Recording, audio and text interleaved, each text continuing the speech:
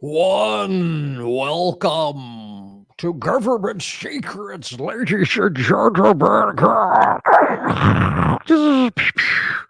Sounded a little Baney there. If they're gonna play Dark Knight Rises on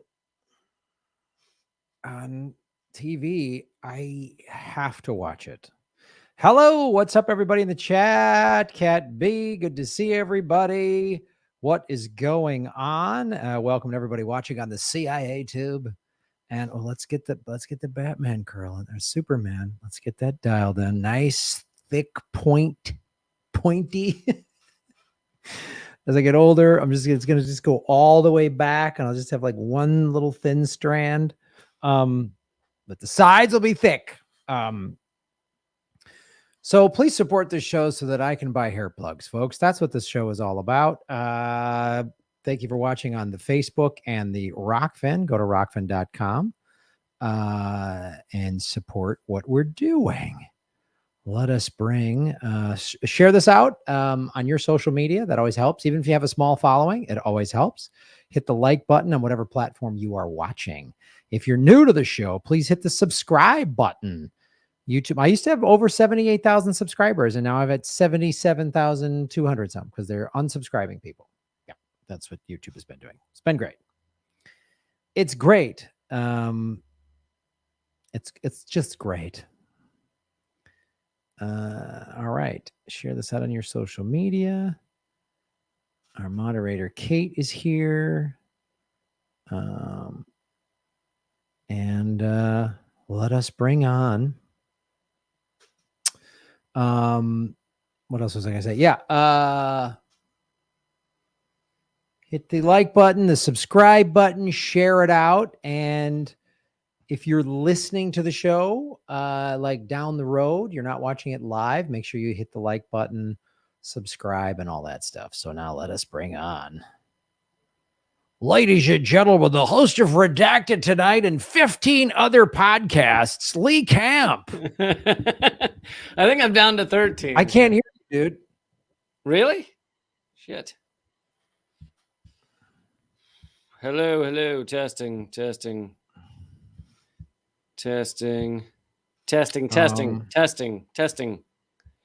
Can you guys hear Lee? But I can't. It feels like no one can hear Lee. Check.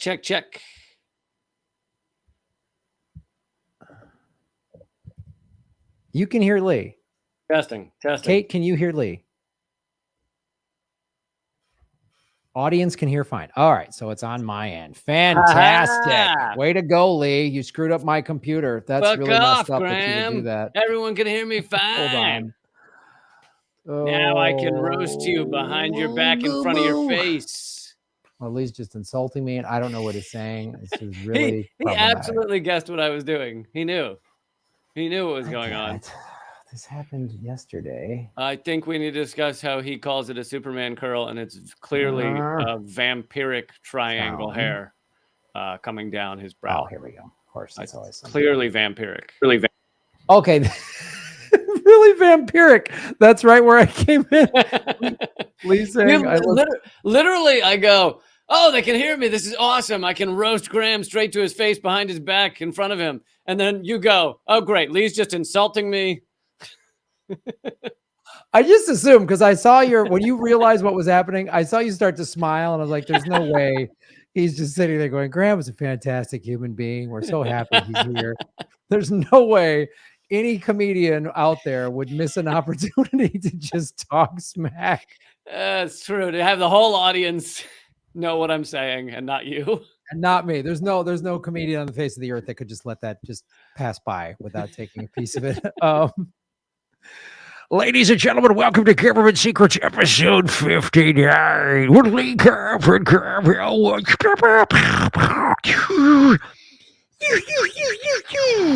got a new laser sound effect, right? That was something new. That cost $15,000. That sound effect.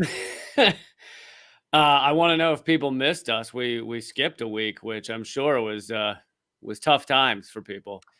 Yeah, was it just It a had week? to do with the shipping backup that's been going on across America. Yes, the port Port of Los clog. Angeles prevented us from finding government secrets, so we couldn't. They're on a cargo. They're Yeah, on a they were cargo stuck ship. in a cargo hold. Yeah, exactly, for like a week and a half.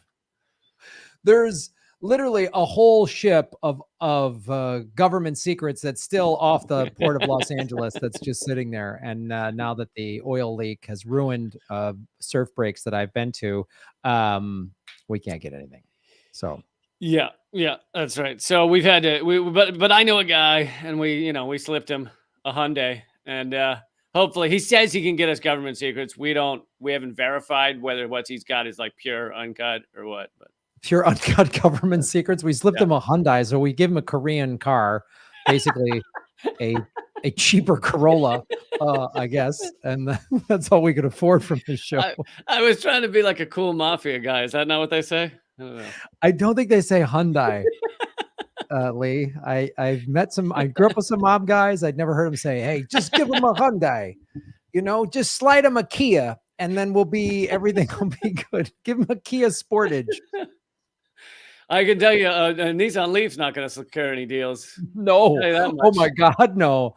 I mean, people in trucks just run into them whenever they see them parked freely on the street. They just don't like them.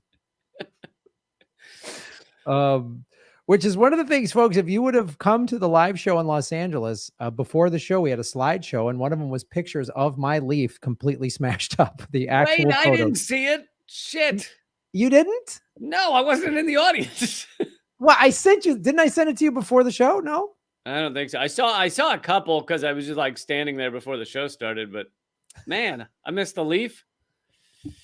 You missed. I will send you. I will text you photos of my smashed Leaf. I saw there were at least 7 photos of John Tesh. Saw that. Well, that was the thing too. As I was looking because I was when I was putting slides up of all the inside jokes. So I was put like a slide up of just like unsweetened cashew milk. I just put that up. Yeah. And then I was like, well, let me put a John Tesh album cover. And I just searched that on a web browser. And he had like 10 albums. I mean, it's frightening how many albums. Well, Graham, you know how it is when the fans are begging for more. Yeah, when you got to give it to them. There were 2 73-year-old women in Ames, Iowa, who demanded another album. And you don't say no to Gladys and Anita. No, you don't.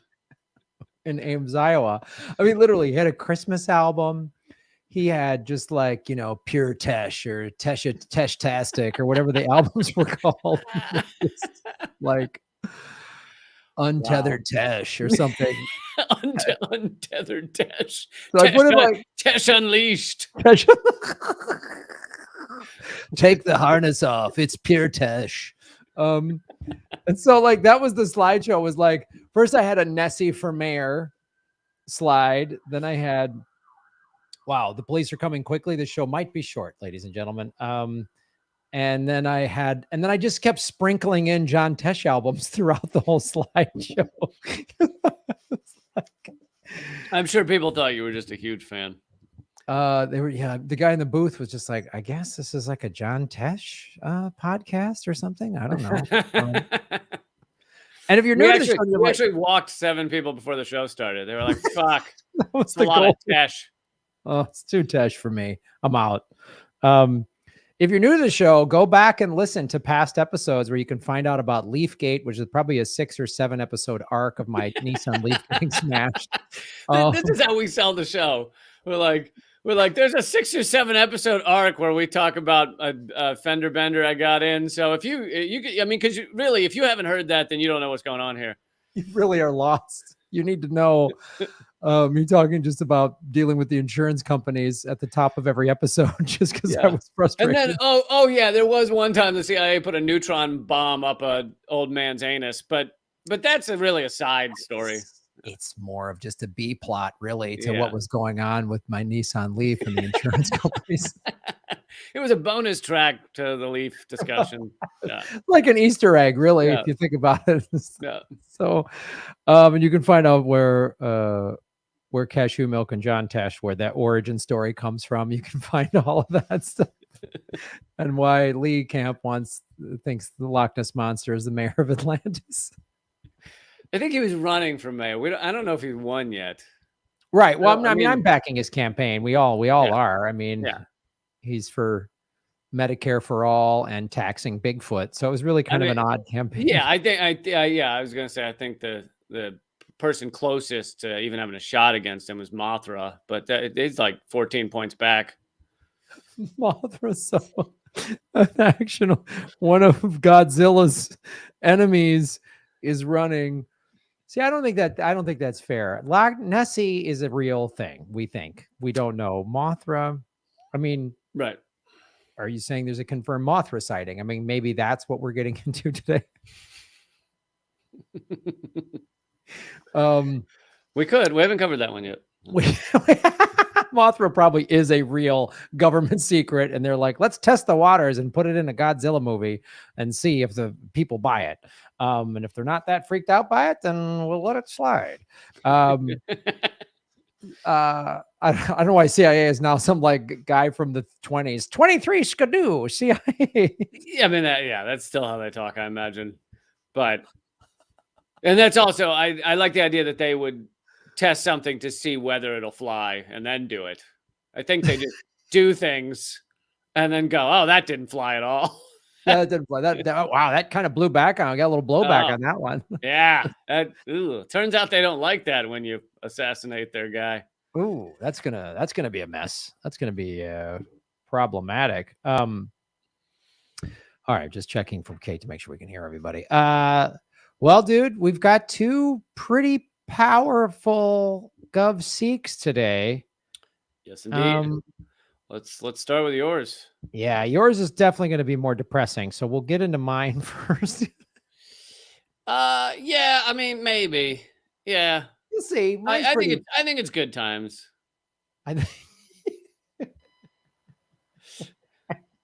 That's, folks, if you want good times, that's what Government Secrets is all about. It is about good times. This is a good time show, really. It is a good this is a good time show. I mean, I think our main audience is families with little kids. They put it on and they sit around like before bed, I think. Yeah, it's a show of hope. Yeah, it's a show that you want to have. If you have hope for the future, this is the program. I'd really call it more a show of nope. Like, we just tell things that went on, and then people sit there and go, "Oh, fuck no, nope, no, awful, no, yeah." Just, I wonder what how much cognitive dissonance we are creating with this. Like, how many people just listen to our show and then just go, okay, just nope, just shutting that off. Gonna go on Snapchat now and watch a cooking show. Just can't. It's too much for everybody. I mean, I would imagine we've helped Ambien sales. I'll say that. maybe Vicodin sales. If we are, if we start looking for sponsors, I think that'd be a good route. You're having trouble sleeping after listening to our show. Try Ambien. It's time for a Tempur-Pedic mattress that'll help you sleep through the horrors of the United States government. No hope for the future? Well, we've got to live for today. All right. I like how this guy selling mattresses sounds like he's 108. He's like, I can hardly stand to do this any longer, and I am looking for a mattress where I can die peacefully. Well, that's all we can afford is to hire a voiceover actor that's 108 years old who's just barely getting by. Speaking of supporting the show, everybody, go to liberapay.com/government secrets. You can support everything we're doing here. Sorry, let's get into so mine is, there's an operation that I need to discuss to lay the groundwork for then the actual cover up that happened. So the operation is, let me bring this up, is Operation Crossroads, which we've kind of talked about, and I'm sure a lot of people know about, but basically Operation Crossroads was a pair of nuclear tests that was conducted by the United States in the Bikini Atoll, the Bikini Islands, in mid 1945. Basically, this is how we tested, and we blew up the Bikini Islands and the Marshall Islands. We just, who gives a shit about the South Pacific? Is what and people can go back and listen to that episode, which we have not put in the effort to find out what episode it was, but there's an episode where we discuss the nuclear testing and how they just didn't give a fuck about the locals. And in fact, they continue to measure the locals basically just to see what the effect of the radiation would be long term. So not evil or sadistic at all. Just really basic, just insane. No. I mean, listen, standard operating procedures. When you blow up an island next to other people, you watch them and you see whether they grow like second heads or things like that. And it's a courtesy. It is a courtesy. And then if they get the second head, you can offer to remove it, help remove it. So yeah. And or just like we'll let you give their second head a tax break or something. They're gonna do. Yeah. Well, you'll get a free government pillow to add to the second head. You're gonna need another pillow. So. Free government pillow for all radioactive second heads. So, I think I just created a new Marvel character too. Oh God! I mean, literally, like the game show that I do, Anything Can Happen, that you and Eleanor have been on. I've started a new category, and I just have to write more questions. And named. We were on it, and we ended up naming it. We ended up naming it Anything Can Happen. Where I literally do, who did this? A government, politicians or supervillains? Because this sounds like a supervillain plot of like, nobody in real life would do this. I mean, this sounds like a Bond villain. Nope. That's a good category. The only thing I think would differentiate them is up until recently, there were more lasers involved in the supervillains. But nowadays, you wouldn't even know with the laser. We have no clue. You'd have no clue. Because back then they would always have sort of technology that wasn't readily available yet in the Bond movies or the supervillain movies. Now they've got everything. So one of the things I wanted to mention this about Operation Crossroads is they were first of many nuclear tests in the Marshall Islands and the first to be publicly announced beforehand and observed by an invited audience, including a large press corps. So they were conducting. They invited a press to the Marshall Islands testing. Yeah, to watch the testing, to take photos, and they were sort of proud of it. And I think they were. So the locals were probably like, "Why are all these photographers here?" Just stay where you're at. We're gonna get photos of you in a second. Like, just yeah. So it was.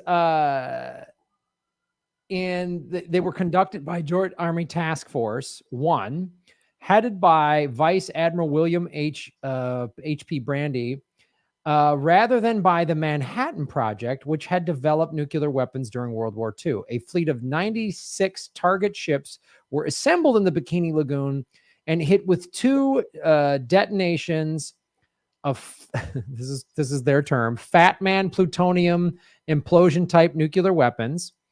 Because they're referencing the first bomb dropped, the Fat Man.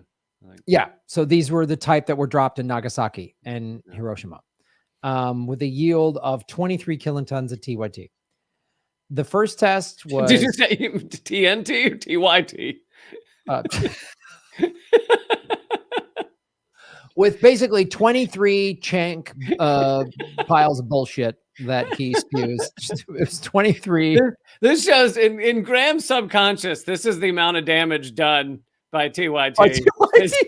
Is on the level of nuclear bombs. Yes, because it was a technology that could have been used to help people, but instead it blew shit up. So that's how I would describe TYT. They did such amazing stuff early on. Chank showed everybody how YouTube could change. We could get outside of the corporate media, and then he became the corporate media, which is the dumbest thing I've ever seen in my life. Which is like, hey, we split an atom, we could find clean energy for everybody. Nope, let's blow things up. Yeah. So the first one was Able, and the second, and the bomb, first one was Abel, and the second one was named Gilda after Rita Hayworth's character in the 1946 film Gilda. Wow, that's got to Okay. make you feel good. I mean, I always love when they make bombs cute. Like, it's Yeah, always great when they're blowing shit up, and you're like, oh, that's a fun reference. We can put that in the trivia game. and that doesn't reek of just like American white privilege that we're going to name the bomb after a pretty white lady from movies on poor countries that don't even get, we're just hey, Yep. a good looking famous white lady is going to come blow you up. That's why they called them bombshells back then, right? Yeah, they were called bombshells. So, and they literally, the guys thought this was probably hilarious in the office. Oh, totally hilarious. As was the naming of the bikini bathing suit bikini, because they had done that nuclear testing recently, and the designer thought he thought, I want people to have the same reaction to these bikini bathing suits as they had to the bikini bomb. Like, oh my God, that's incredible. That's awe. He wanted them to be awestruck. And yet again, it's like, and it'll be fun, like the bombs. Like it'll be a good time. Women in tiny bathing suits, and people being blown up and possibly destroying planet Earth and all of its inhabitants. Yeah. Like, just crazy. So that's the reason I give you that reference, is because then there was a whole, obviously the military and the Joint Chiefs of Staff, we said, was doing all of this testing and sending all of this weaponry and doing all this. So what happened, there was a B-17, and this is that was on a mission to get to the Marshall Islands to bring supplies and weaponry, nuclear weaponry for this, right? So on May 16th, so that we were talking about this bombing happened in July and they were doing testing through 45 and in 46, right? So in May of, let me bring this up here. Hold on. In May of 46, let me bring these up on the stream here a little bit. Okay. So in May of 46, an Army B-17 Flying Fortress crashed into White Hill, also known locally as White's Hill or White Hill, near Fairfax, California. 2 men were killed and 6 seriously injured. There are reports that the B-17 was carrying nuclear weapon materials for the Operation Crossroad test at Bikini Atoll. But these reports were not confirmed. However, due to the behavior and activities of the military authorities at the crash site and the reports of several credible witnesses, including several of the crew members, questions about the plane's cargo remain. The plane took off 4 p.m. May 15th from Clovis Airfield Base in Clovis, New Mexico. This was a training base. So this is why this is important. The Clovis, New Mexico Air Force Base was a training base for the bikini tests, right? Lieutenant Warder Skaggs, real name, was the pilot. Along with 3 other crewmen, there were 12 passengers. After a stop at Davis-Monthan Air Force Base near Tucson, Arizona, and another at Mines Field near Los Angeles, where several passengers disembarked, the plane was en route to Hamilton. So they were just jumping. They were like hopscotching this thing around the country with nuclear weapons in it. They were like, let's just go by Los Angeles, maybe Vegas. We'll just wherever, let's not take a straight shot. Yeah, I mean, what's the worst that can happen if it crashes outside of Tucson or Vegas or Phoenix or Los Angeles? I mean, they're not big cities, so what's the worst that could happen? What's the worst that could happen with our plane and these nuclear weapons? They're not crashing in Los Angeles. What's the worst? Come on, like, let's not get all bent out of shape that we could have actually done to Hiroshima. We could have done that to Los Angeles. Not scary at all that our government does this. The plane was due to arrive at Hamilton at 1:17 a.m. the morning of the 16th, just before 2 a.m. May 16th. Oakland Naval Air Station radio operators heard a call from the crew of the B-17. The crew reported that their plane was running low on fuel. So yeah, why would you have a little extra fuel in the tank when you're fucking carting nuclear goddamn bombs around the country? Hey, did you fill her up, Jim? Nah, we got half a tank. Let's just see how it goes. I mean, it's not like we just told you the plane stopped 3 times. It's not like they could have got gas any one or all of those times. Like Jim was like, it's $3.98 a gallon here. That's a bit pricey. I think we'll find better prices in Canada. Let's just get on up there. What was the gas price in 1946 for the military? What was it? 10 cents, 15 cents? Like just some dad. Well, I'm not gonna, it's 4 cents cheaper down the road. No. We're going there. Listen, it's 4 cents cheaper, 8 hours down the road. So we'll just head on down there. And if a plane runs out of gas again, what's the worst that can happen, Lee? Like, why is everybody all bent out of shape? My understanding is once you get them up in the air, you can turn off the engines and they'll just fly forever. There's nothing. Once they're up there, there's nothing pulling them back down to earth. No, especially if they're loaded down with nuclear weaponry. Like, it's not like that makes the plane heavier, and a heavier plane is going to just drop like a rock if its engines aren't on. It's not like that. It's not like, we know gravity's fake science anyway. So, it's a theory, Graham. All right. It's a theory. It's a theory, like my theory that there is an invisible guy that pulls all the stuff to the ground called Groundy. All right. Groundy. Groundy pulls all the things towards the ground because he's angry that you lifted it up in the first place. Oh, Groundy, are you up to your old shenanigans again, Groundy? It's a theory. Listen, there's nothing that makes the theory of gravity any better than my theory of Groundy, okay? Groundy. We have been held down by these science tyrants for too long. Sirens is what I call them. Sirens. Yeah, I know gravity's fake science. That's why after this show, I'm going to the roof of my building and I'm going to just jump and prove everybody wrong. It's going to be great. So they were out of fuel and got caught in the fog. Again, something that can happen, especially in Northern California and when you're flying. Like, we're out of fuel. That's fine. We don't need fuel. We're going into fog. That's fine. We don't need vision. We're good. We're good. Just crash out on the nukes in the back. We'll be just settle down. We'll get you there. Angelo, go take a nap on the nukes and shut the fuck up. We're doing fine. Will you let me drive? Jesus. So they were actually flying over Hamilton Field when they were in communication with the Oakland Naval Station airport radio operators just because of the dense fog. They thought they were flying over the Oakland Naval Station airport. And again, this is before any of this satellite, any of this stuff. So they couldn't just go, you're absolutely right here. Hold on, but couldn't they have known they were over Canada because it was boring? Well, they weren't over Canada. They were in Northern California. But okay. Northern California is kind of boring too. I thought, why does this map say Canada? It doesn't say Canada. Yeah, it does. It says Hamilton, California. Look at the map you have pulled up. Hold on. That says California. Canada in red.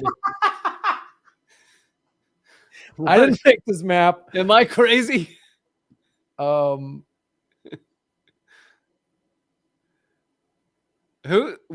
Is this a different crash? No, somebody made the wrong map.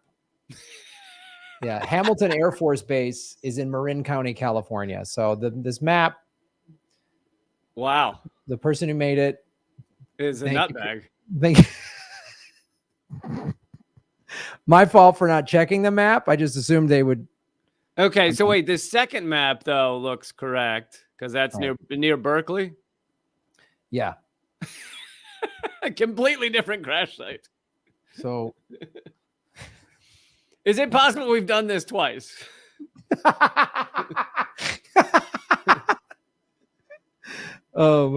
By the doubt. way, I also need to apologize for my Canada joke. There's certain cities in Canada I like a lot. So Canada's great, Canada's and, wonderful. and we can't wait to perform there. Certain cities in Canada are wonderful. Certain ones suck. I'm not gonna say which is which. Just you know who you are. You know who you are. You know who you are. You know. But all the cities in America are amazing. Every last one. All 20,000 cities rock. So while they were flying over Hamilton Air Force Base in California, not Canada, tragically, the Oakland radio operators thought they were over Oakland as well. So they instructed the B-17 to descend to 1,500 feet and head out over the ocean. That would enable the Oakland operators to pick the plane up on radar. The crew of the B-17 followed. Really, they were like, fly out over the ocean so you can die without being near us, please.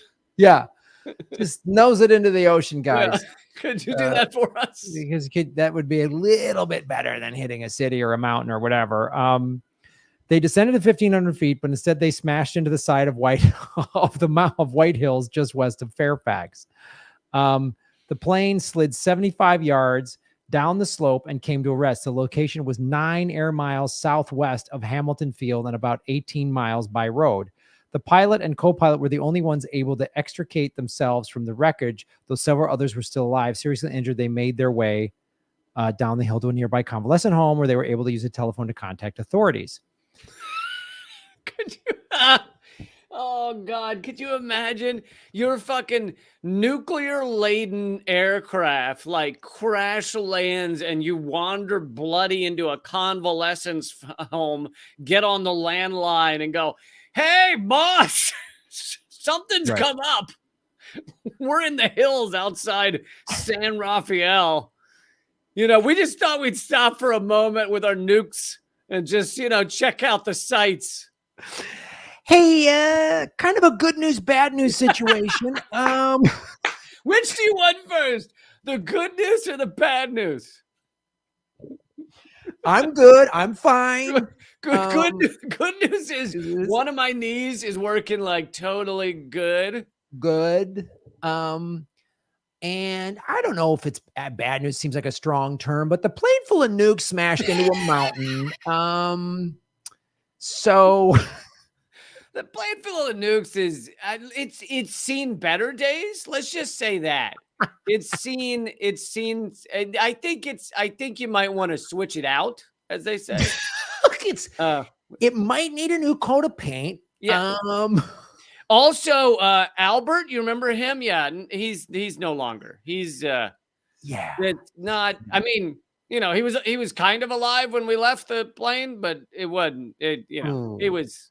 We were like, "You're gonna be fine," and he wasn't. He wasn't gonna be fine. Yeah. He told me he just opened up a life insurance policy a couple days before, so I feel like that's a little bit of a silver lining. So after that crash that everybody talked about, the military came in quickly to cover this up. And within an hour, dozens of civilian rescue personnel arrived on the scene, followed by the military police. After the other survivors had been rescued and the bodies of those who died had been removed, the military authorities kept onlookers away at gunpoint as they used cranes to remove 2 large crates from the wreckage. Although the Army vehemently denied the B-17 had anything to do with the Operation Crossroads test, much less carried any nuclear cargo, suspicions continued to run high in the region. The following week, a local newspaper suggested, quote, if the Flying Fortress, which crashed above Fairfax last week, had not been loaded with top secret equipment having to do with the Bikini atomic bomb test, perhaps there would not have been such a wild rush to heavily guard the wreck. Right. Top 10 signs that some shit's going down is when guys with automatic rifles are telling you nothing to see here. Yeah. Move along. Move along. Yeah. Because if it was just a regular wreck, there'd just be like firefighters and stuff going, folks, just stand back until we get to it's not safe. They wouldn't point a gun at you going, get out of here. Listen, I'm just gonna shoot you in the calf, but that's just a warning shot. It might smart a little, but move it along. The United States Air Force removed much of the wreckage and buried what was left. They just buried it.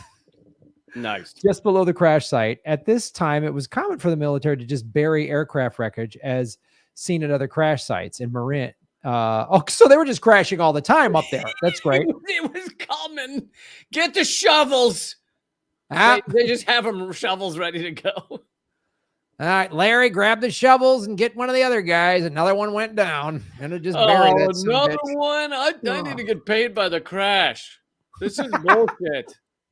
I didn't when I signed up for this job, they said like 1 to 2 a year. Oh, it's like every other week we're burying another plane. You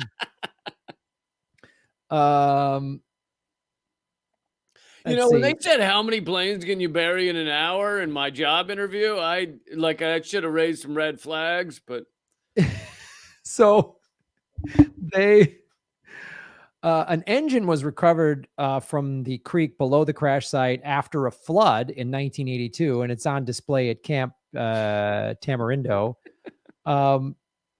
And a witness of the crash recovered the plane's flight manual just after the accident and still possesses it to this day.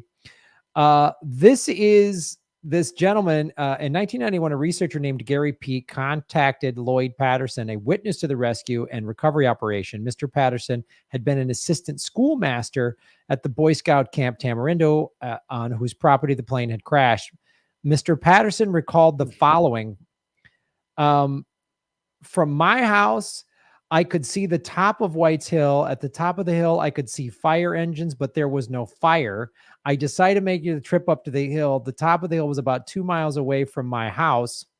When I was close to the top, I watched from a short distance, hiding behind some large trees. When I saw the wrecked B-17, the time was 4:10 a.m., but within 20 minutes, military security troops began arriving in large numbers and ordered the civilian rescue crews away. The rescue crews were ordered away from the plane. I heard a military guard yell at the Fairfax fire chief, quote, "What's on that plane is more important than human life itself." Which is ironic because it's designed to end human life itself. Like, listen, if we don't get those off of there, we're not going to be able to kill as many people. Yeah, it's more important than the humans that we want to blow up itself, in the thing that can end all human life. Right. So, and he's like, also the crates they lifted out with large letters on the side said totally not nuclear weapons, just painted in large letters. Yep. So they basically covered up and hid it, and expertly, I might add. Expertly. And Peak also interviewed one of the surviving crewmen, later Lieutenant Colonel Hugh J. Rincon.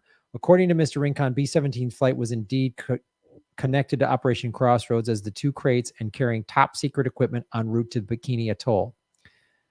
Mr. Rincon said, yes, personnel and equipment were flown from Clovis, New Mexico to Hamilton Field. Hamilton Field was the embarkation point for ocean shipment at Fort Mason in San Francisco. Personnel were flown to Hamilton Field, then out to the Bikini Islands. Was the B-17 carrying any top secret information, was asked. Mr. Rincon, Lieutenant Colonel Rincon, said, yes, we were carrying 2 crates aboard. Lieutenant Russell Peters was in charge of this project. How did the newspapers find out the B-17 might be a bikini plane? The rescue crew's personnel from Hamilton Field told the press that the B-17 is a top secret plane. So there it is. They covered it up. So anybody, living in Berkeley or San Francisco, just know you could have been exploded, blown up. Luckily, I mean, if you were alive then, but luckily you didn't explode. So yeah, and we're happy to have you. We're happy to have you. Thank you for surviving a blunder that the United States Air Force could have just vaporized people in Northern California. So, But on the plus side, they got to go to a really great taco truck that evening that was in the San Francisco area. So, yeah, they got to see some beat poetry later that night. So it was really fantastic. Kerouac and the gang were busting out some rhymes there in the late 40s. and there was a woman who played with an acoustic guitar, and she wasn't wearing a top. It was delightful. It was a good time. Honestly, worth crashing our nuclear plane for that evening. Yeah. Yeah. So, pro tip, guys, if you're flying a plane full of nukes, stop and fuel up. You know, at least 3/4 of a tank. Always good to have 3/4 of a tank.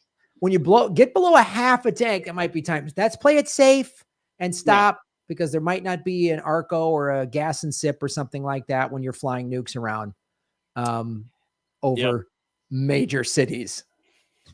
So, and when you're in fog, turn on your brights. All right, turn on those brights, because it's really tough to see in that fog. Yep. And after you crash a plane, always cover it up and then call your boss. So that's the best way. It's the best way to handle it. So let's do government secrets. Second segment with Lee Camp.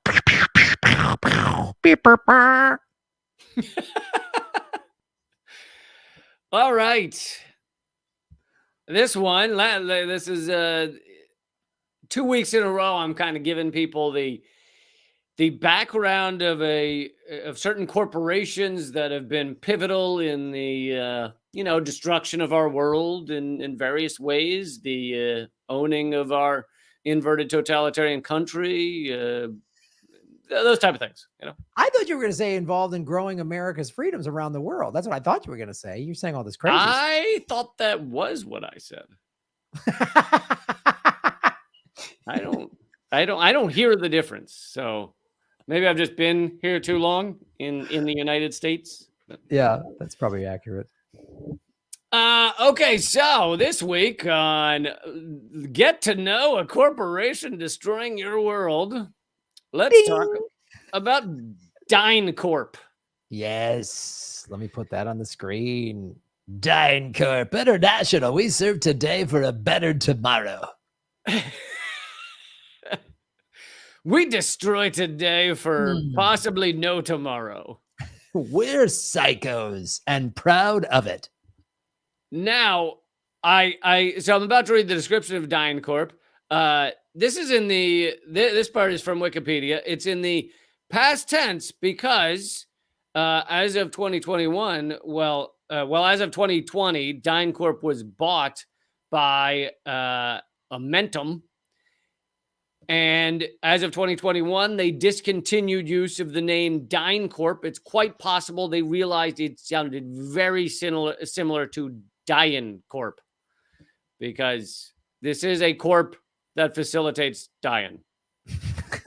they just didn't want to get too close to Death Corp.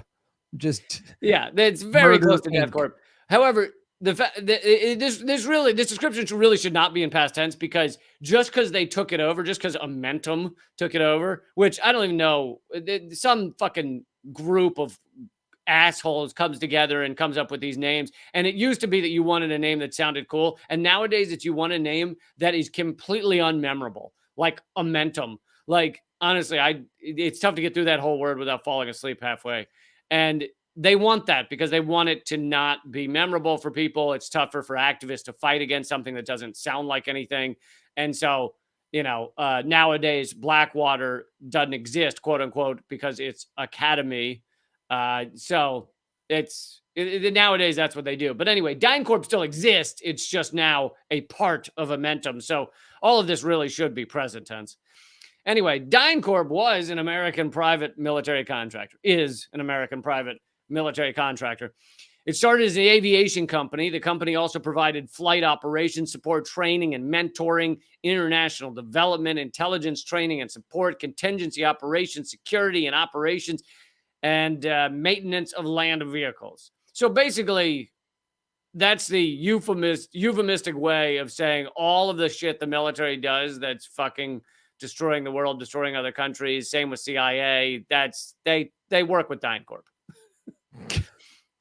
DynCorp received more than 96% of its $3 billion annual revenue from the federal government.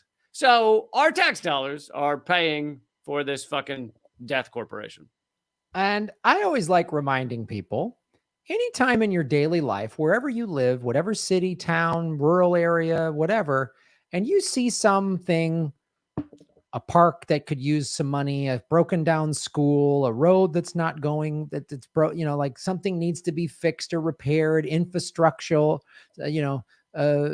civil services, something, any government building that is just could use some little money. Just remember, we have the money to fix that, but we waste it in places like Afghanistan and give to these soulless assholes like DynCorp, who now are called Omertacom or whatever the hell they're called now. Like, yeah. So I just want people to see throughout every minute of your day, just think all the money that's wasted on our military. And not even like, it's not even like, it'd be one thing if like our VAs were all just amazing and our veterans were completely taken care of. They'd be like, oh, okay, at least some of the money is going to help the vets. We don't even give the money to the goddamn vets. There's vets living on the streets right now. I mean, some of the VAs do good work, but some of them don't because they're underfunded and understaffed. So and veterans wait like a year for common medical procedures. Yeah. Yep. So just remember that. Yeah. And you're pointing to the stuff that could easily, very quickly be funded, like fixing school buildings and infrastructure and things like that. But then, of course, and things that could also easily be done, but people don't think about, such as erasing all student loans, or giving everybody Medicare for all, or giving people $15 minimum wage, or all this shit. It's like, we have the money for fucking all of it. Not evicting anyone right now, as millions are being evicted across this country. The amount of money owed in back rent right now is $20 billion, which is nothing for our military budget. So yeah, just good to know. Nothing. They could write a check for $20 billion and erase everybody's back rent. And, landowners, property owners, many of whom are just small business owners. They're not all big tyrants. They're not evil landlords. They're just small business owners. You could make all of them whole. And by the way, that money then would go to the landlords and go to the banks, and the banks would get their taken care of. They'd get their money if their people are back on, if you're a landowner or just a landlord, and your tenants haven't been able to pay rent because of COVID, you're behind on your mortgage. So you could make your mortgage whole. Everybody could be taken care of for $20 billion, which is, like you say, nothing. No. And we can't even do that. No, it's for the military's budget, it's a rounding error. For real. Yeah. Like, it is a for real rounding error. Like, I mean, when you're talking a $1 trillion annual budget, it's $20 billion is nothing. It's a couple of days. It's literally like finding a $5 bill in your winter coat in the summer, like the military has a giant winter coat. It's a really big $20 billion in it. And probably another billion and change under their couch. So, so basically when we talk military industrial complex, that is DynCorp. 96% of it comes from U.S. federal government. DynCorp provided services for the U.S. military in several theaters. Again, lovely euphemism. Sounds like they're, doing Shakespeare in the middle of fucking Bosnia. we set up Shakespeare in the park. Yeah. In Bosnia and Yemen. It's great. It's wherefore art thou, as they're firing fucking napalm on children. Right. That's how America does it. So they provided services in many military theaters, including Bolivia, Bosnia, Somalia, and Angola, Haiti, Colombia, Kosovo, and Kuwait. It also provided much of the security for Afghan President Hamid Karzai, our puppet president, presidential guard, who just fled the country recently with what was it, $100 and some million in his fucking shoes. And it's like, they were like, why are you 7'2"? He's like, I'm very tall man. I need to go through. I have no shoes. And trained much of the police forces of Iraq and Afghanistan, which are all stand-up individuals. DynCorp was also hired to assist recovery in Louisiana and neighboring areas after Hurricane Katrina. And you remember that went fucking swimmingly when we sent a bunch of military fucking goons down there to basically shoot black people as they tried to, quote unquote, steal food to survive from a store that was flooded. And we were referring to them as refugees. Like, what? They're American citizens. Like, and they're on their own street. Yeah, on their own street. They're refugees on their own street. I was working in New Orleans a year after Katrina, and I, was just working this casino. So I chose at night, and during the day, I was like, I went down to the 9th Ward to volunteer. There was like a local organization to help. And there was all these abandoned homes that had the X's on them. And some of the numbers were like number of bodies they found. And you saw the watermarks. I still saw those. I mean, not as many, but I still saw those. I was there 5 years ago. There's still houses with the X's and the body number on them side. It was unbelievable. And I was there and it was like me. And there was like this one like girl from Tulane or no, she was going to school in Washington and came over the summer break to help. And it was like September and she decided I'm staying here. She didn't go back for her fall break. And then like a couple days, it was just her and I gutting buildings. Yeah. And then one day, like some nursing students from Tulane came by and I was like, really? The richest country in the history of the world. The best we can do is like a comedian and 6 college kids. Like, really, this is the best we got. And dude, totally. And the best book about this, although you're talking about a year later, that was still going on. But this book is about the weeks after. Well, one of the best books, Black Flags and Windmills. People should read that book and Scott Crow's book. And it's amazing. I mean, he went down there with several others and they ended up setting up a mutual aid situation where they were just trying to provide a certain area, anything they could, like, medical attention, food, water, all that shit. And like the shit they went through to try and provide people with food and water, where like fucking cops are trying to stop them, military, these DynCorp goons, they're all like pulling guns on them and shit. It was like the Wild West, but the people with the big guns and everything just wanted to stop those who were there trying to provide food and medical care. Yeah. It's just crazy. It's like a land grab. I mean, it was just like, It was just preposterous. I couldn't believe it. I really was like, that was one of my first. I felt the same way. And for people who are regular listeners, I don't know if I've already covered this on our podcast, but I felt the same way. And I helped out for a few days in Hurricane Sandy, after Hurricane Sandy in New York City, and think about this, in New York City, this is one of the richest cities in the fucking world. And the number of people, number of first responders that are there are like some of the highest in the world. And I was helping out in Coney Island area, and there's like 14 floor buildings, like projects where people are very poor and they have no way of get downstairs because they can't use the power's out, no elevators, and they can't use stairs because they're too disabled. And so we're delivering food to these people, and it's the only way they're surviving is by food deliveries coming. And I felt the same way. I was like, why is it fucking 2 comedians and an out of work barista are the ones saving the lives of these pits? Like, yes, I love that I matter. I shouldn't matter.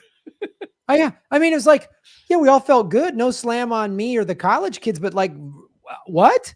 We're the tip of the spear? Like, you got to be kidding me. Like, I remember too, this was 2006.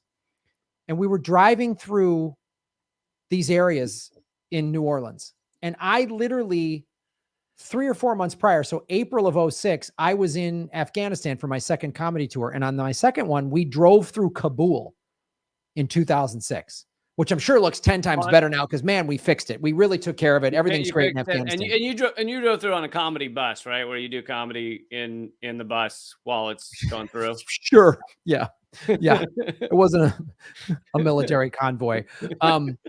And I was driving through New Orleans and I was saying, this looks like Kabul. I mean, literally like bombed out building, no infrastructure, no money spent, just people barely getting by, little.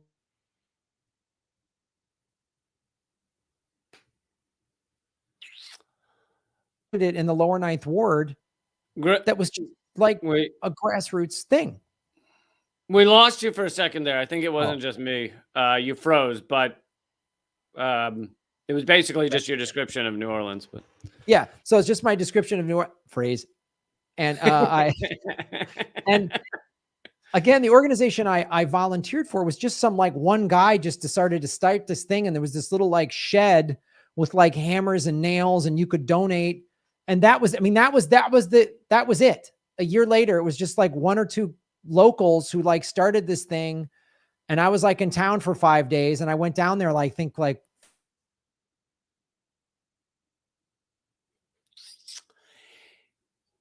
Oh man. Well, now I have to entertain without him. Well, let's hope he's trying to get back on. Don't know what's going on with Graham's system there. But I have heard that the ruling elite do not like when we talk about New Orleans or Nolans, if you pronounce it correctly.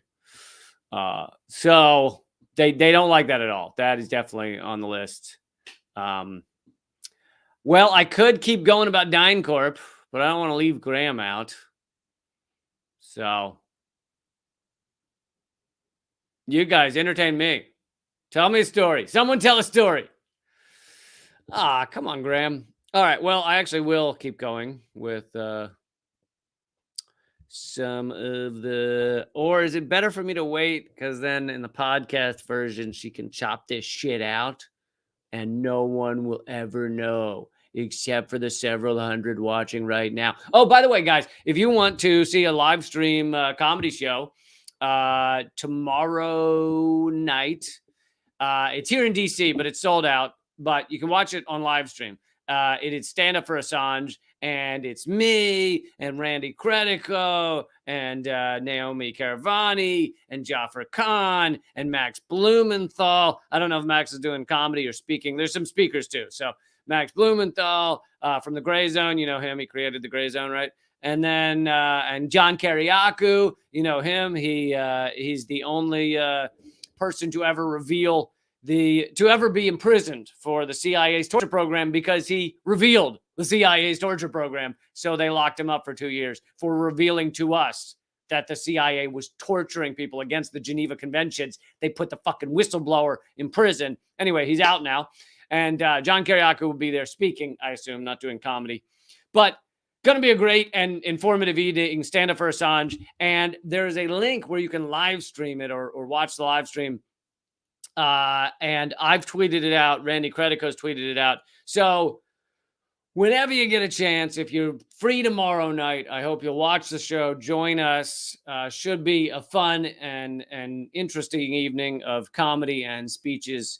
And obviously all in support of Julian Assange. I don't think they may tell you where to donate if you want to donate. I don't think the live stream is, I think it's free as far as I know. I'm not producing this thing.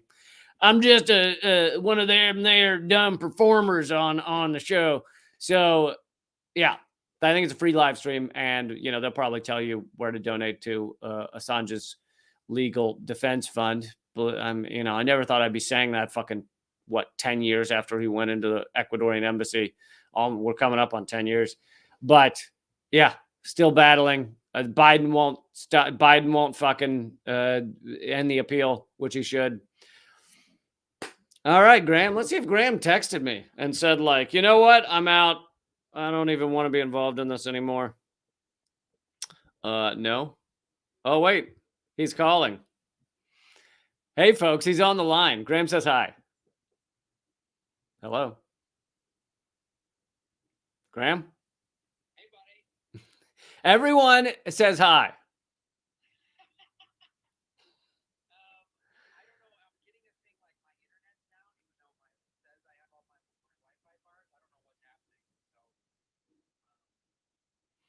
So are you on Ethernet or Wi-Fi?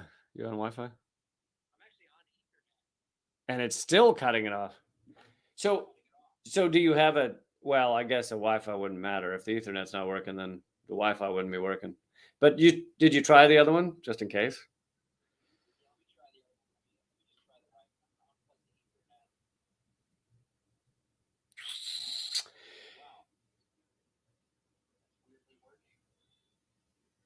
All right, we might be getting him back, folks. Um, yeah. Well, if that doesn't work, then we'll just have to make this a one-topic episode for the podcast, and maybe we'll add something at the end that explains what happened. All right, join in, man. The water's perfect.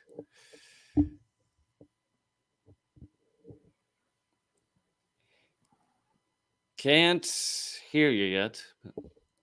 Yes, can you hear me? Oh, yes, I can. See, Graham needed the advice of tech wizard Lee Camp to tell him to try his Wi-Fi. How weird is that? The Ethernet was not working, but my Wi-Fi is? That doesn't make sense. Yeah, I don't really understand that because I would assume they're coming from the same source, but yeah, literally, like I'm running my Ethernet cable from my Wi-Fi router. The only way I can see that mattering is if a rat chewed through your Ethernet cord. Well, I do have a bunch of rats living in my apartment, so yeah, that's pretty probable. Friendly rats. Friendly rats. Yeah, Yeah. friendly rats. Dynacorp rats. Yeah. So anyway, we were talking about how New Orleans was completely abandoned, Yes. save for a comedian and college kids. And it looked just as bombed out as Kabul in 2006. So yeah, and so that's what DynCorp was helping with. I mean, what you're saying is they did a great job. Is that's what I'm hearing? They fixed it up. Yes. DynCorp is great. I think that's what's going on, and they make Ethernet cables that are fantastic, and we really celebrate everything that they're doing. Well said. So now I know we've been talking about what a wonderful corporation they are, and I know this might blow your mind, but I'm going to talk about some controversies they've been involved in. What? I don't want to hurt your feelings toward the brand, but let me guess. It's just they were helping too many people. They brought a bunch of people out of poverty too quickly. What happened? That is exactly right. So they had a program of helping old women across the road, and they were helping so many that they started piling some of the old women on top of other old women to use them as a sled to get them all across the road at once. And so the old women on the bottom didn't fare so well. They pile them up like a sled. So even helping old women, they would screw up and turn evil and awful. Like even that, they would somehow find a way to make it awful. I mean, listen, these are common growth pains when you're helping a lot of old women. When you're a big evil corporation who's given yourself an evil corporation name, this is the kind of like growing pains. I mean, those are good problems to have. Good problems. You're helping so many old women. They're piling up on top of each other. So Dying Corp has a bunch of controversies in their past, and one of them I want to give some background. And honestly, this could be a whole government secret segment on its own. But there is a U.S. program of spraying tons of Roundup herbicide by Monsanto onto Colombia, onto like the poor farmers of Colombia. Now, why would the U.S. government have a fucking program like that? Because we're fucking awful. And they claim it's part of, eradicating the drug trade. But the U.S. sprayed tons of Roundup and Roundup Ultra, which I love the idea that, this isn't causing enough cancer. We need an Ultra version. Is there some way we could cause cancer quicker? Because this one Roundup herbicide is taking a couple years. It's ultra mega cancer from Monsanto. So the U.S. helped spray tons of Roundup and Roundup Ultra during the 24-year-long drug war in Colombia. And by the way, of course, many of us, many times before, we've talked about how fucking evil our drug war is and how there shouldn't be a drug war at all. And honestly, we should decriminalize pretty much all drugs. And instead, we just kill people and arrest people and imprison people. And we use it to imprison, mainly black and brown people, but others as well. And it's a war upon our own people, as well as the people of Colombia. So the use of these herbicides has consistently produced health complaints from people in Colombia, in the Colombian countryside. These complaints have gone largely ignored by Washington and Monsanto. Ha, you don't say. I find that very odd. I would have thought this would be at the top of their list. I would have thought there'd be a big red phone that the CEO of Monsanto would get a call like, oh my God, there's a poor farmer in Colombia who says that the herbicide is not helping. I'm sure he reads every handwritten letter and then goes, "Oh, I didn't know we were doing this. I didn't know our products were doing this."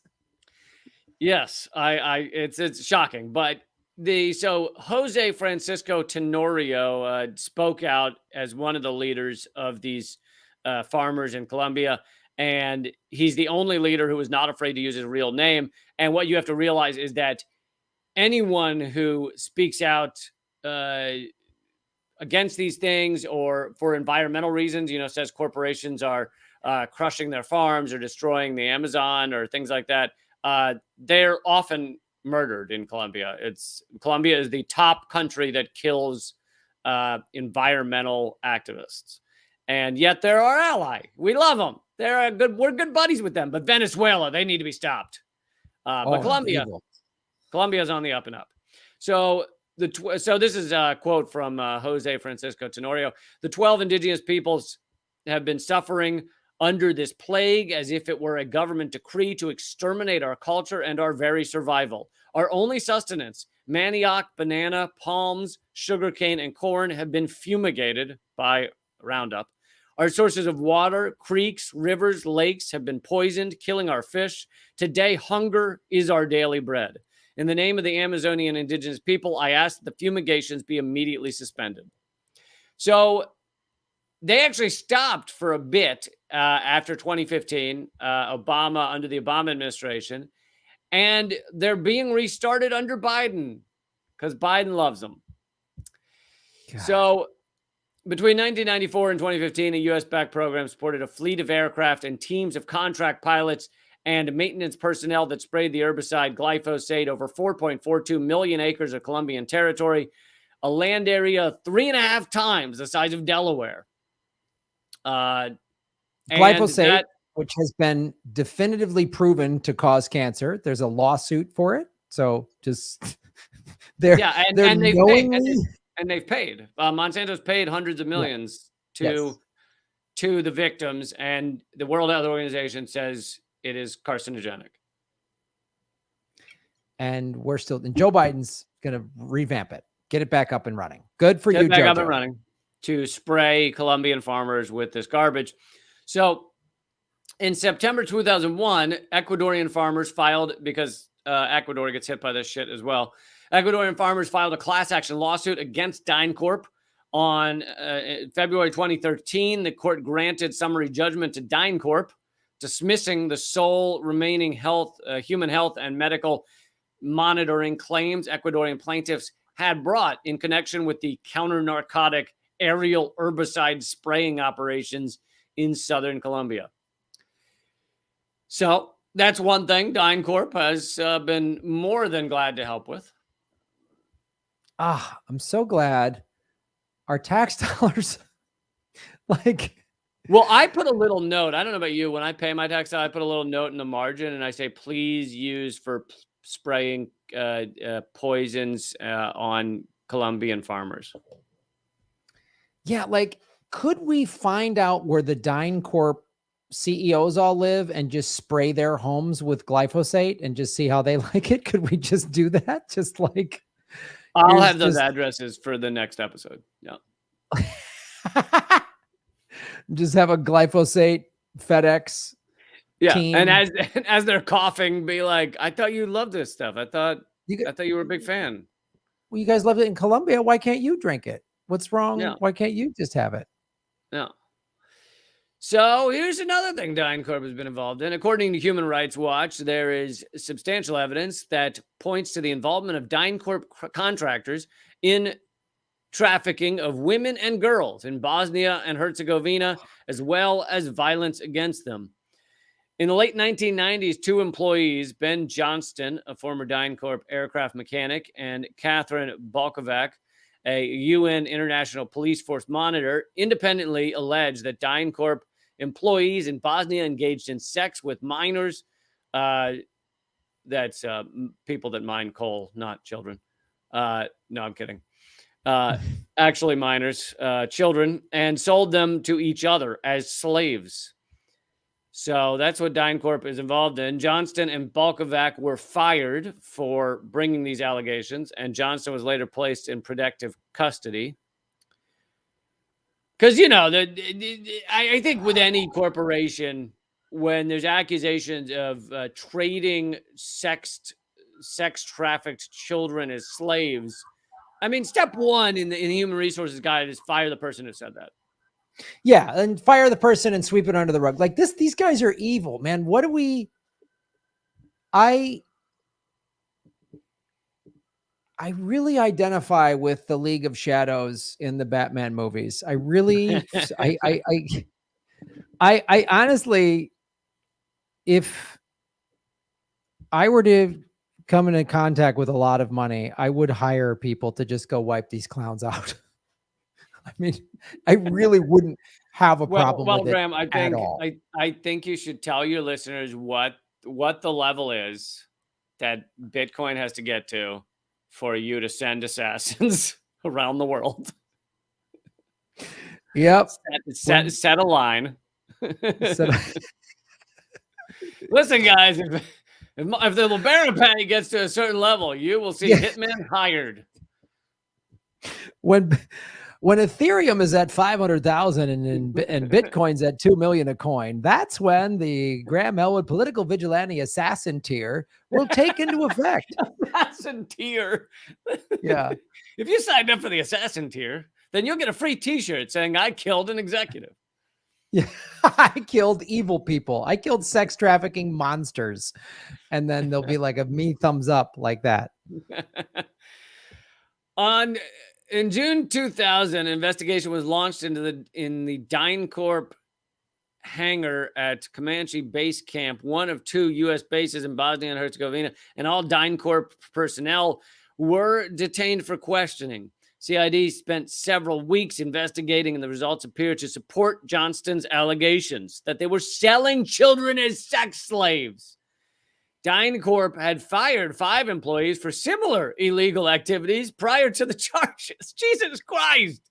How do you even get that idea? Like, what is that, like a discussion or in the break room? Hey, it turns out you can, you can just take these Bosnia kids and you can just sell them as sex slaves. It's like real easy. You just go out there. I know a place you can just collect them.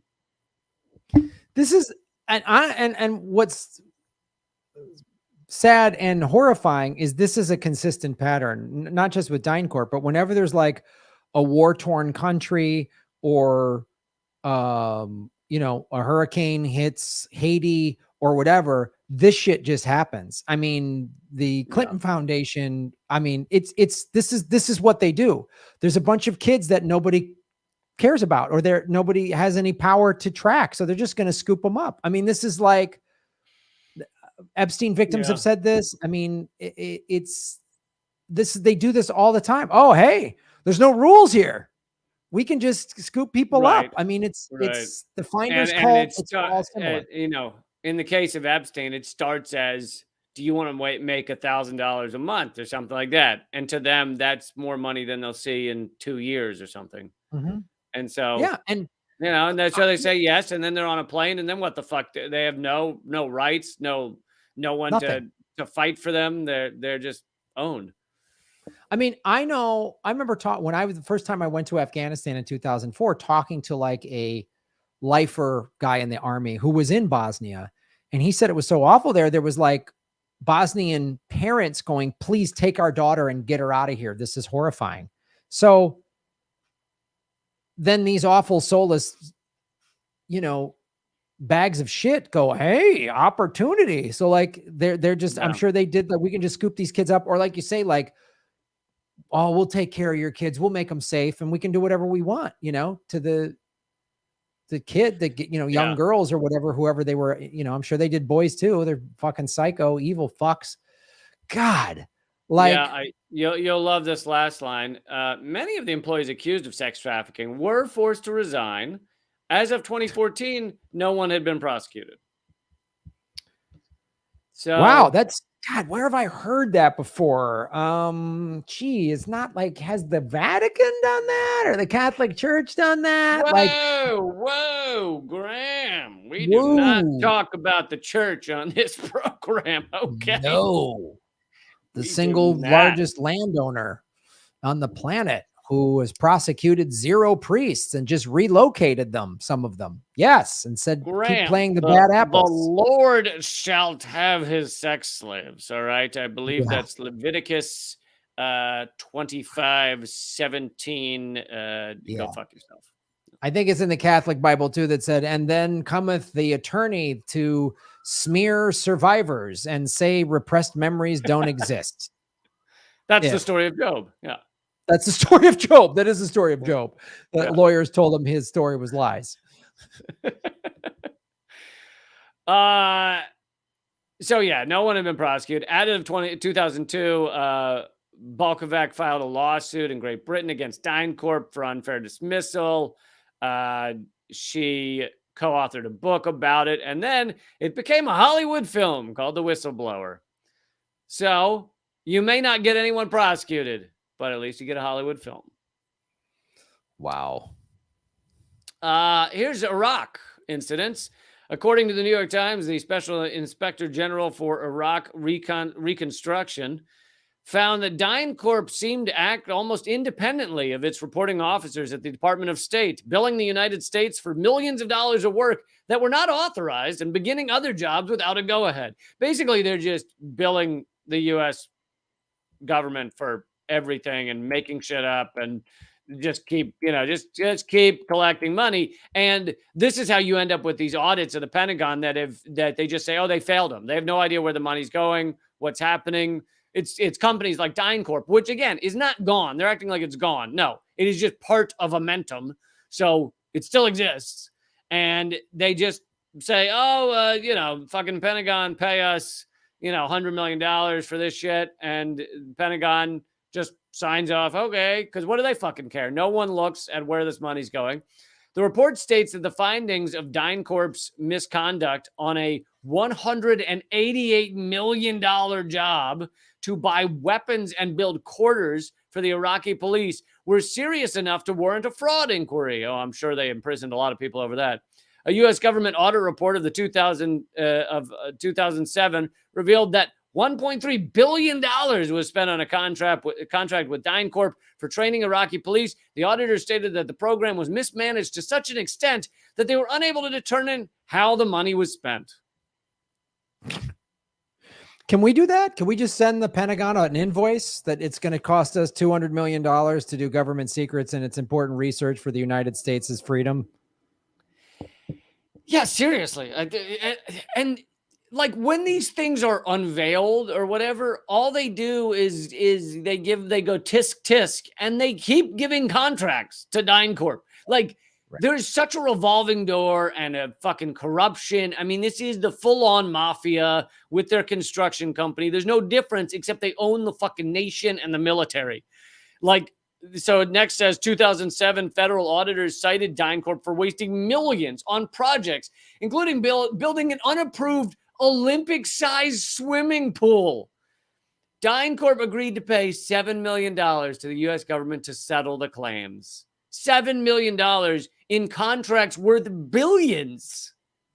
Oh my God. That's paying a $50 fine. I mean, that is literally like, yeah. And there's a $20 filing fee. So it's $70. You guys better not get out of line again. Yeah. Wow. Honestly, they might as well go into their offices with like a little ruler and like they go, all right, that's 3 spankings with the ruler.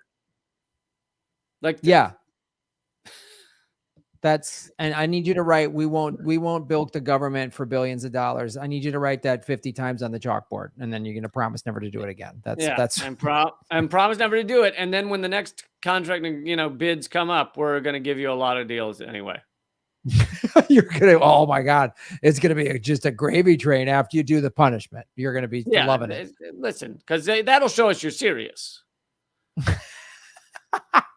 Because 50 times, that's the fingers start to hurt. We're gonna know you're serious. Your fingers hurt. You can't switch hands, even if you're ambidextrous. Got to keep using the same hand. And let's see. In 2007, so they're also killing people. So there's that as well. In 2007, a DynCorp security guard in a U.S. State Department convoy killed a taxi driver in Baghdad. According to several witnesses, the taxi did not pose a threat to the convoy security. So it's very similar to Blackwater. Like, oh, this guy's in our way. Just fucking kill him. And, maybe he meant bad. We don't know.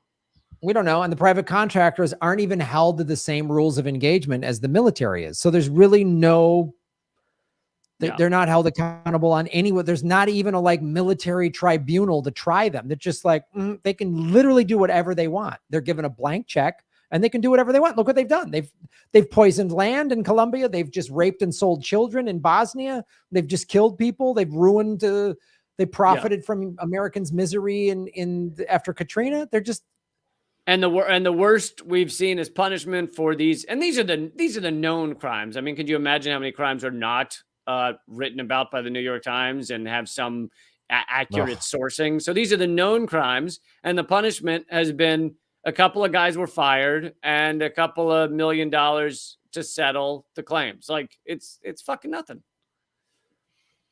So this is the last one I'm going to go through. In 2009, DynCorp contractors paid a 15-year-old Afghan performer to perform lap dances and entertain them in Kunduz, Afghanistan. Several Afghans were later arrested and investigated. A WikiLeaks cable. Oh, interesting. We're getting our facts from WikiLeaks as we try and torture the person who brings us these facts. A WikiLeaks cable released after the incident stated that the Afghan interior minister at the time asked the assistant U.S. ambassador to quash both the story and quash the release of the video of the incident. In response to the incident, DynCorp fired 4 senior managers and established a chief compliance officer, which focused on ethics, business conduct, related investigations, and regulatory compliance. As of 2014, no DynCorp employee has faced criminal charges. But they did create an ethics position, an ethics manager. Oh, okay. Well, a drug cartel just opened up a quality control desk, so I feel very safe. It's good. Yeah. And the mob has got an ethics guy now who sits with the mob. Who's going to tell them, that they shouldn't behave that way? Listen, folks, if you have your sex slaves, please do not bring them back to the military base. I've said this many times. You need to separate your sex slave life and your business life. Oh God, I've never,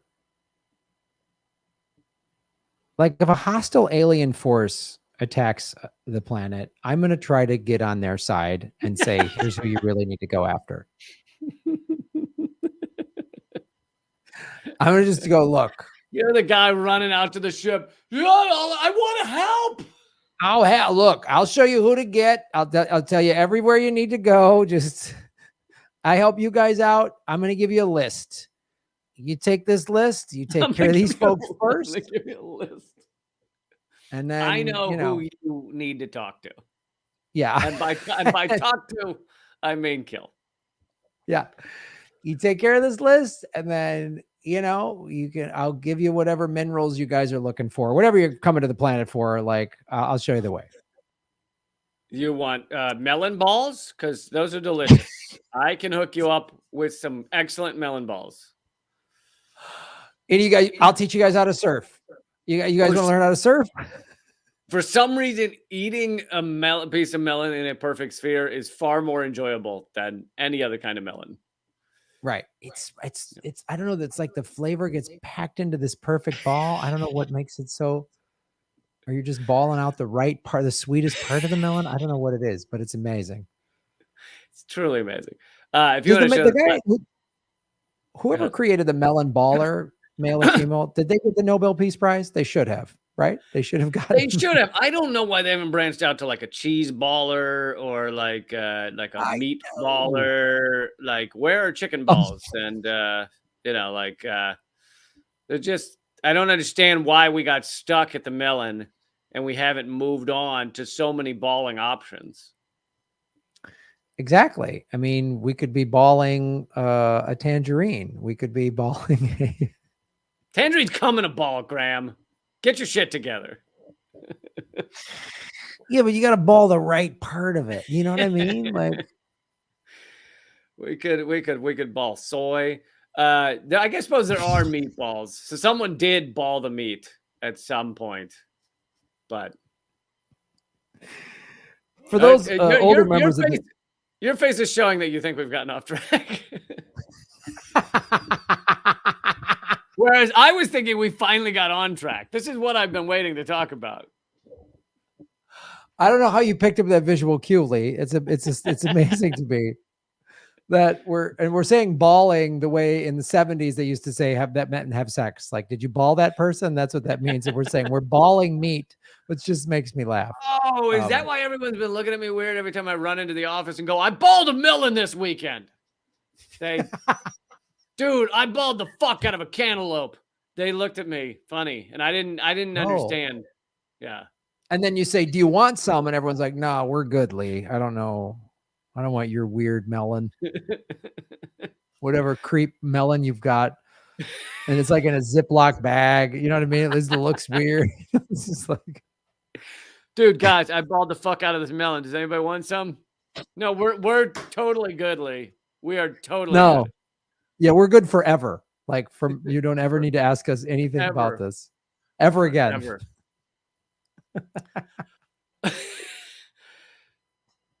I tried to explain it was consensual, but they wouldn't hear it. So if you want to show this last there's slide. More to these motherfuckers. God damn it. No. There's no more. This last slide. This is I think it's from Daily Beast, which is absolutely garbage outlet. However, this is a true story. So, even a blind squirrel finds a acorn sometimes. This is, they say the real winner of the Afghan war is this shady military contractor. And they're talking about our friends at DynCorp. Of course. Yeah, those are the two big winners of the Afghan 20-year war are the Taliban and defense contractors. Yeah. So I think we did it, man. Despite your decision to quit halfway through.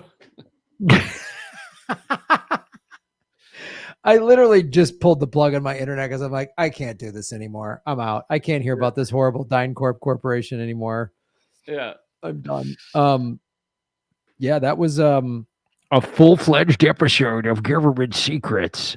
Hit the like button, everybody. If you're give it a positive review, whatever format you're listening or watching this on, all those things help. And support us at liberapay.com/government secrets. liberapay.com/government secrets. And all my stuff's at radindiemedia.com, but it's not just my stuff. It's tons of stuff from Graham, from Gray Zone, from everybody you love. So check out radindiemedia.com. Thanks for including me on the Rad Indie Media, buddy. We do, man. We do. So can we commit to next Friday at this time, or do we not know? I should be committable. I think I'm committable.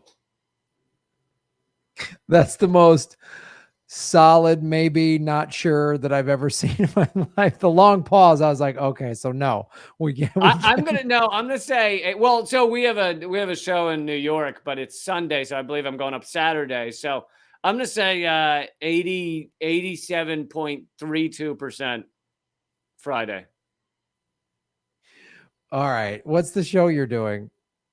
So this is what I told people while you were off the air, while you left us, is I told them about the DC one, which is so it's Stand Up for Assange being put on by Randy Credico. This weekend's DC, next weekend's New York, and they're sold out. However, he is live streaming them, so people can find the live stream link on my Twitter if you just scroll down, or on Randy Credico's Twitter. So yeah, hope you'll join the live stream and enjoy the evening. And the money is going for what specifically?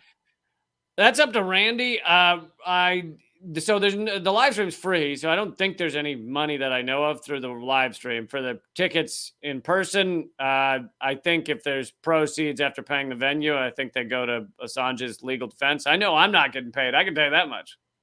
Right. Well, that's good.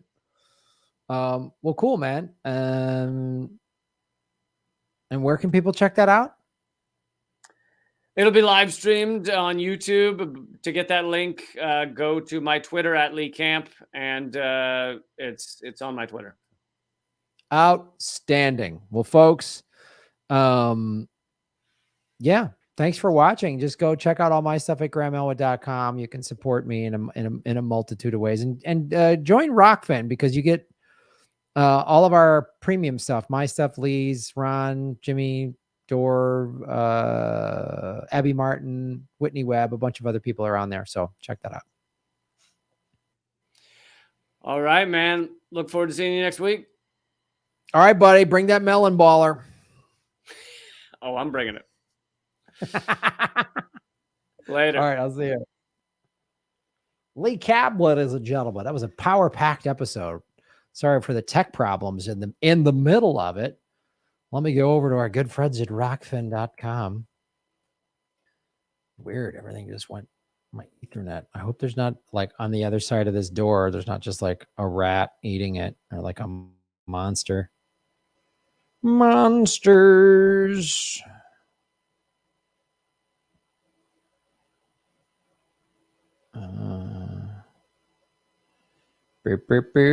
All right. Thank you to everybody that is on the show.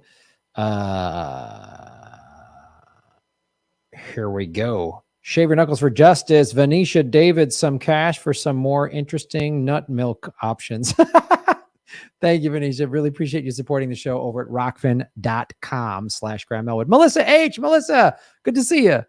Tons of TYT. Thank you for so much. I really needed that. It's been a long day. Good. Yeah, that was hilarious. I just totally slipped up on that. That was funny. Has an official investigation been launched into Leafgate yet? Not yet. Congress is talking about it. It has not happened. When I get more information, I will let you know.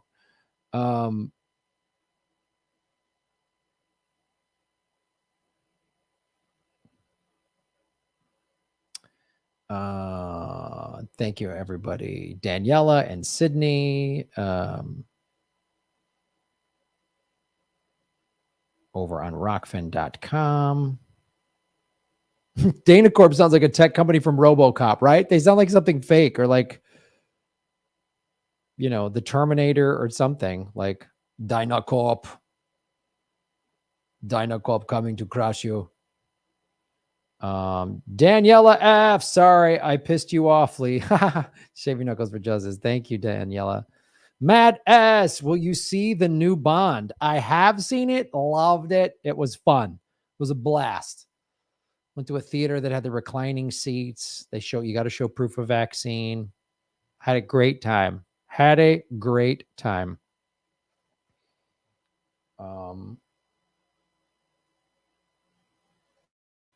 me check.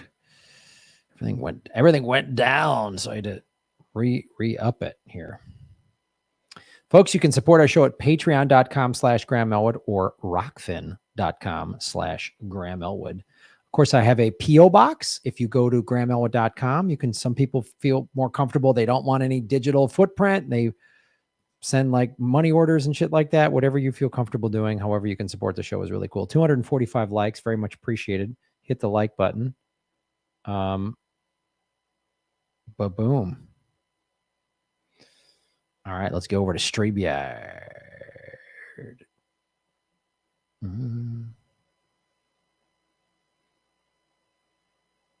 Yeah, the Bond movie was super fun. Funny how Rockman is only said on independent media. I know. Got to run. Have a great weekend, everybody. Solidarity forever. Thank you, Melissa. Have a good weekend. We'll be live again next week. We'll do the late night crypto lounge. Oh, actually, no, I cannot do the late night crypto lounge on Monday because I got a show Monday night. So, if you happen to be in Waikiki, go to the show Monday the 18th. Tickets are available at grahamelwood.com. And I'm working on setting up doing the game show. Anything Can Happen live in LA in November. We're working on that. It's been a little tricky finding a venue, and now there's going to be an IATSE strike, which I totally support the strike. So we got to navigate all that. And if it doesn't happen, I'll let you know.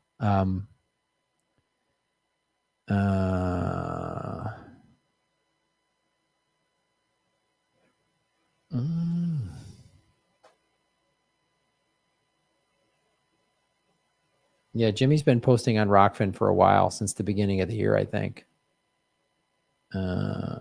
The La Palma volcano that's been spewing lava for 28 days straight is the same island that will one day split in half and plummet into the Atlantic, which will cause mega tsunamis across the Atlantic. Wow, that's crazy. This is the Stand Up for Assange information. I'm putting that on the screen if you want to check out the live stream. That's pretty cool.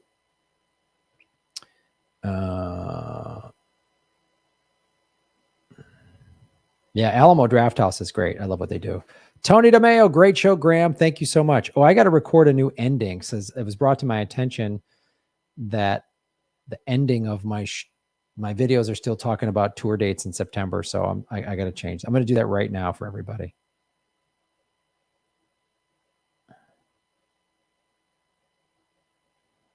Okay.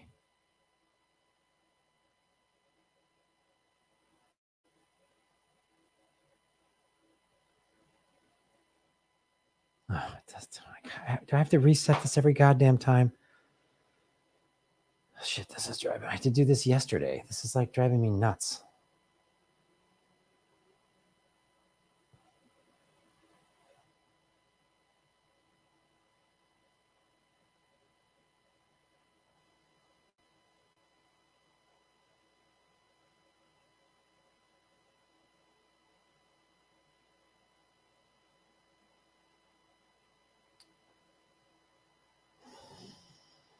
Just did this yesterday. What? I shouldn't have to do this twice. Fuck, this drives me nuts. That's the thing about technology. It drives me absolutely insane. I said it, it's done, and then it goes back to another form or whatever the fuck that I didn't tell it to do ever. All right, you fuck nuts.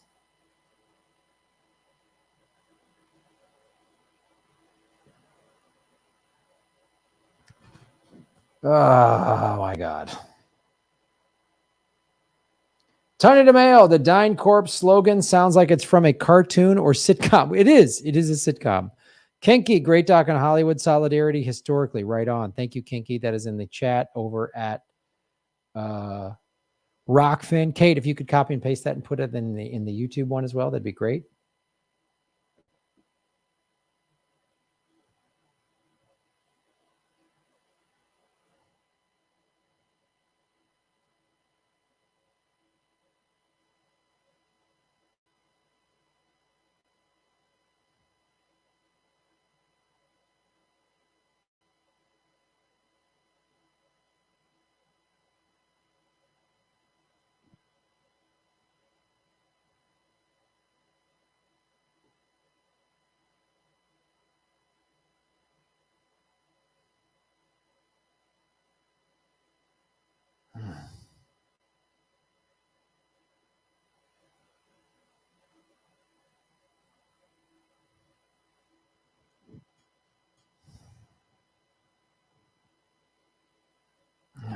Motherfucker.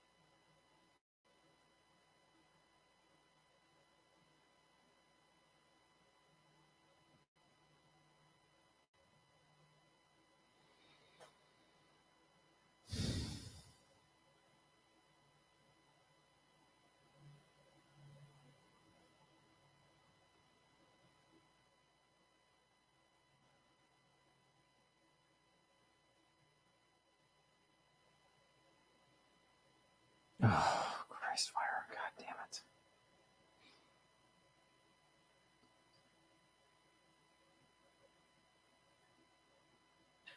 Fuck nut.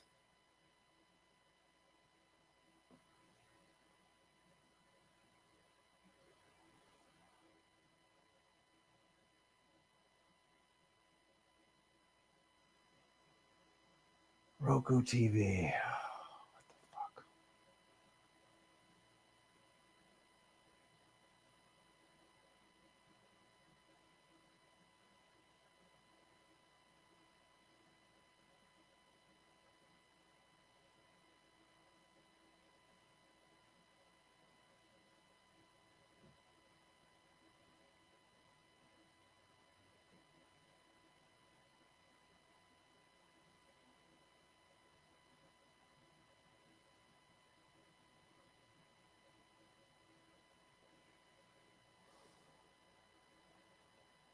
Hey!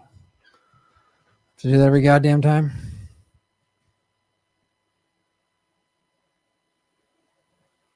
Hey, everybody. We are still demonetized by YouTube. So please support what we're doing at patreon.com/Graham Elwood or rockfin.com/Graham Elwood, which is blockchain cryptocurrency platform. It's free to sign up. $10 a month gets you the premium content. You're getting all of the premium content across the whole platform. You can also support us at Venmo at Graham-Elwood, PayPal, and my P.O. box are at grahamelwood.com. A lot of great ways to support the show. As more live shows start to open up, big end of the year, beginning of next, I will have those on as well. Thanks, Few, so much. Thanks, Few. That sucked.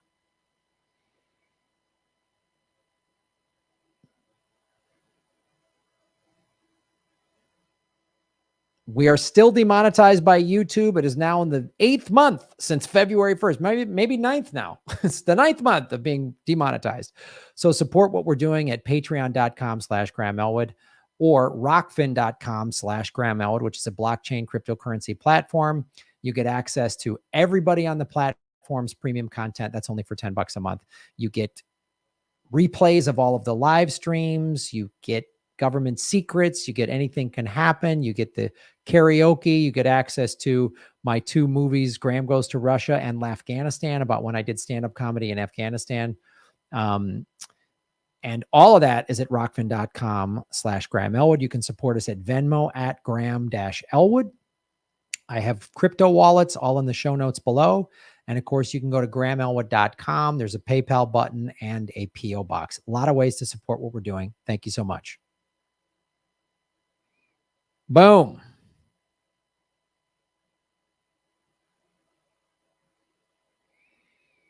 Oh, fuck. Of course there is. God damn it. What the fuck was that up there?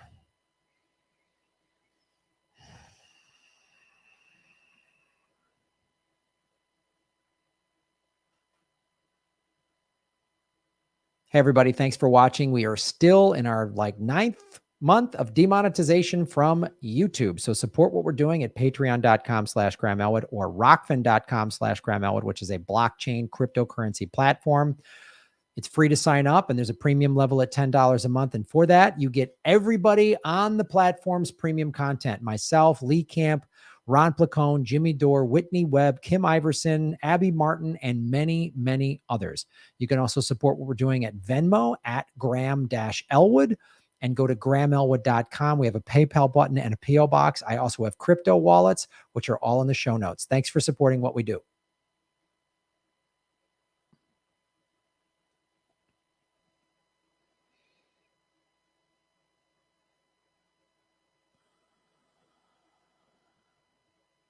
Oh, yeah, I forgot Rosie Tran, Fred Hampton Leftist. It's really cool.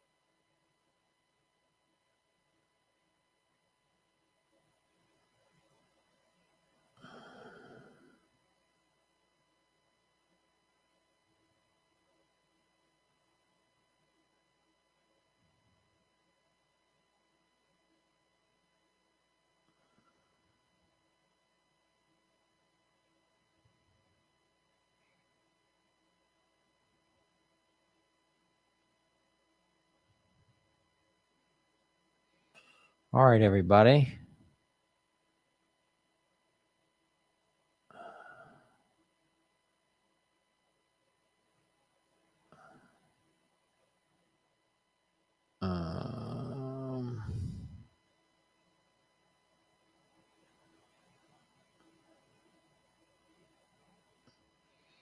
All right, that's the show, everybody. Thank you so much for watching. We will see you Monday for the Late Night Crypto Lounge. I'm also going to have Susie Dawson on next week, I think Thursday.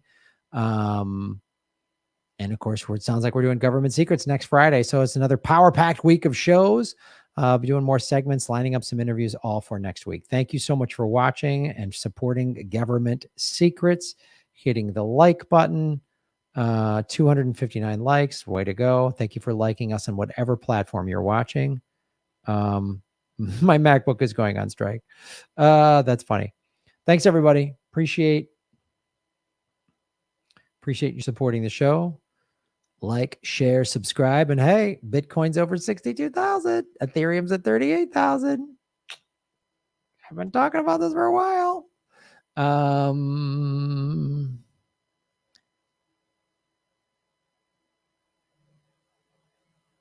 Thanks for watching. Shave your knuckles for justice.